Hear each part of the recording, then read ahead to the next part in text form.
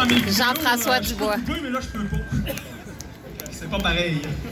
Donc, vous m'excuserez, ça va peut-être être un peu moins entraînant, mais c'est du droit, donc je vais être obligé de faire un peu de lecture. Alors, pour commencer, je veux spécifier au barreau du Québec, bon, pour leur faire plaisir, pour pas que je me fasse poursuivre, qu'ensuite de ça, je sois bloqué. Je ne suis pas avocat. Je ne suis pas constitutionnaliste. Okay? Je suis un simple citoyen, mais que oui, étudié en droit et qui a été backé par des professeurs de droit et des avocats pour me renseigner, voire même des aveux de procureur.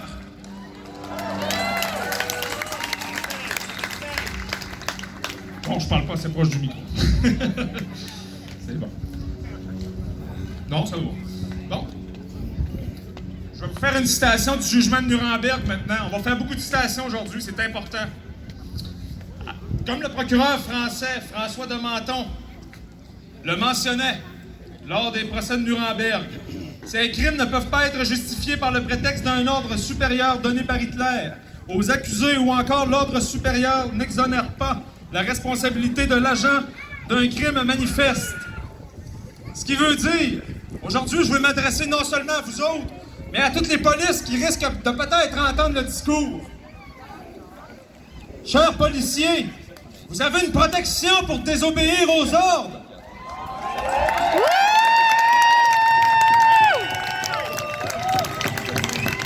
Ce sont les jugements de Nuremberg qui ont été établis un peu après l'après-guerre, la Deuxième Guerre mondiale.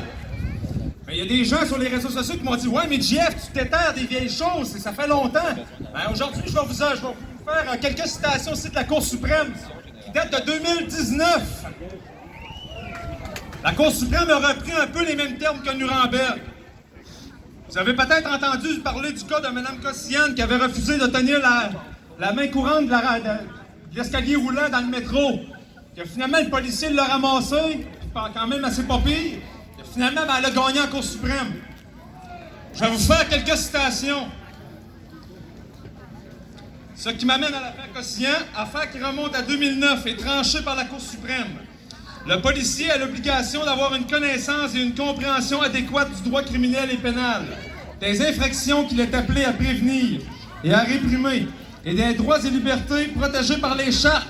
Ce qui veut dire que les policiers, quand ils vous disent « je ne sais pas de quoi vous parlez », ben, ils devraient le savoir techniquement, parce que sinon, il n'est pas justifié d'être là.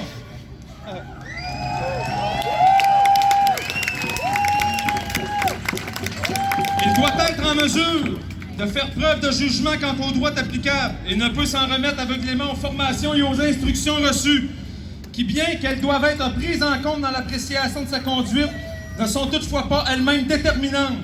Un policier ne peut éviter d'engager sa responsabilité civile personnelle simplement en plaidant qu'il ne faisait qu'exécuter un ordre qu'il savait ou devait savoir illégal. C'est la Cour suprême, ça, mes amis! C'est pas la Cour du Québec, c'est la Cour suprême! C'est l'instance la plus haute de notre pays!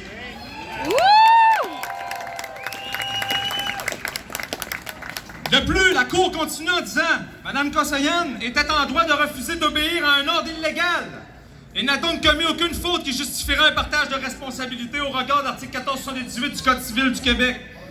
À moins qu'une disposition législative ou une règle de common law le prévoie clairement, il n'existe aucune obligation de dévoiler son identité à un policier, ni d'ailleurs de lui offrir sa collaboration. Conclure que Mme Cossian doit se voir imputer une part de responsabilité reviendra à dire qu'il existe en toutes circonstances une règle de conduite exigeant d'obtempérer à l'ordre illégal d'un policier, même si cet ordre repose sur une infraction qui n'existe tout simplement pas en droit. Si les droits d'une personne avertie sont enfreints, elle doit pouvoir réagir dans les limites du raisonnable sans pour autant être tenue civilement responsable, ce qui veut dire, je vais essayer de vulgariser, vous devez réagir quand un policier veut vous arrêter, vous demander votre identité. Si vous pensez qu'il n'a pas de raison de le faire, alors vous devez réagir. Bon, je vous dis pas de sauter dessus, mais je vous dis de le contester, c'est important. C'est ce que la Cour suprême a répété dans plusieurs renvois. Si vous ne contestez pas devant l'agent, vous n'aurez pas d'argument devant le juge. Vous devez contester devant lui signifier clairement que vous n'êtes pas d'accord, puis vous dites « Non, non, moi, j'ai pas commis d'infraction, je m'identifierai pas. »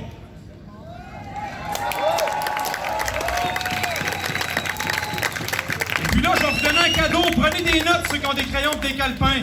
La disposition en droit québécois qui vous permet de réagir de cette façon-là, c'est l'article 73 du Code de procédure pénale.